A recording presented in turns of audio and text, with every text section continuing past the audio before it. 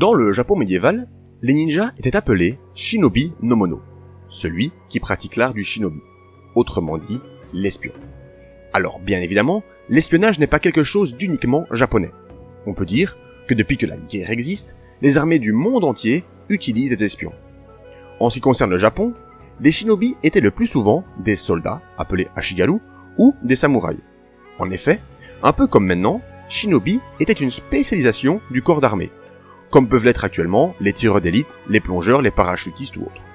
Mais il arrivait également que certains clans ou familles se spécialisent dans l'art du shinobi et forment des experts, qui travailleront ensuite pour différentes armées contre rémunération.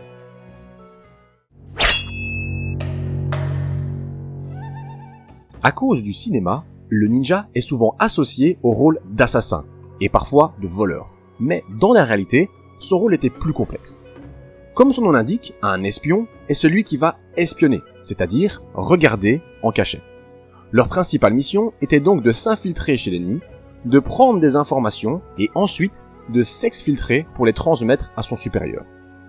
Mais il pouvait également remplir des missions plus précises, comme récupérer des plans, faire circuler une fausse information chez l'ennemi, saboter des bâtiments, des réserves de matériel ou encore détailler la situation économique d'une ville.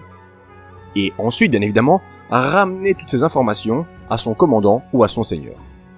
L'assassinat, lui, pouvait probablement faire partie des missions des ninjas, mais cela devait être assez rare.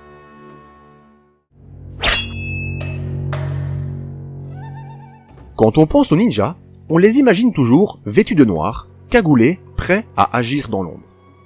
Même si certaines tenues foncées ont pu être utilisées par les ninjas pour agir dans la nuit, cette représentation qu'on a aujourd'hui nous vient surtout du cinéma. D'ailleurs, la première apparition d'un ninja cagoulé vient d'une pièce de théâtre de marionnettes en 1742. En réalité, l'habit du shinobi variait en fonction du but et de l'endroit de sa mission. Ainsi, il pouvait être déguisé en paysan, ronin, vendeur, soldat ennemi ou autre. Une des tenues probablement les plus utilisées devait être celle des komuso. Les komuso étaient des moines du bouddhisme zen qui jouaient de la flûte pour aider à la méditation. Ils avaient la particularité de garder leur visage caché à l'aide d'un panier de paille. Et en plus, ces moines étaient les rares personnes à avoir le droit de se déplacer librement sur le territoire. Un déguisement donc parfait pour espionner. Iga et Koga sont deux villages reculés dans les montagnes japonaises. Ces deux villages sont souvent présentés comme le berceau des ninjas, le centre japonais des shinobi. Mais en fait, ce n'est pas tout à fait exact. Beaucoup d'autres clans et armées formaient et utilisaient des shinobi, que ce soit avant ou pendant la période d'activité de Iga et Koga. Cependant, il est vrai qu'à partir de 1400, ces deux villages sont imposés comme des spécialistes dans la formation de shinobi. Et leur réputation était très bonne, à tel point que de nombreux daimyo ont fait appel à leur service. Ce qui veut dire que le réseau d'espionnage devait être très grand, voire un des plus grands de cette période.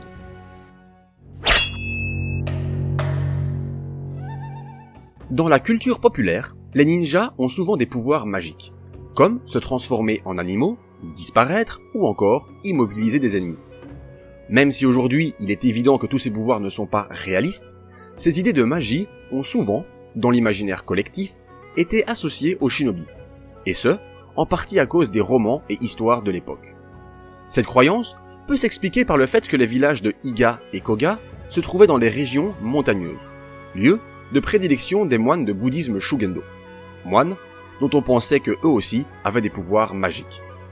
C'est donc tout naturellement que les deux furent associés, certains écrits ninjas attestant même de leur capacité à effectuer des mudras, signes des mains aux vertus magiques.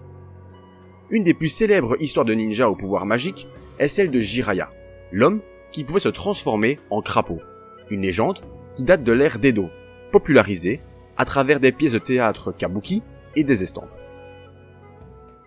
Merci d'avoir regardé cette vidéo, n'hésitez pas à liker, partager d'autres infos sur les ninjas dans les commentaires, abonnez-vous, et sur ce, bon entraînement à tous.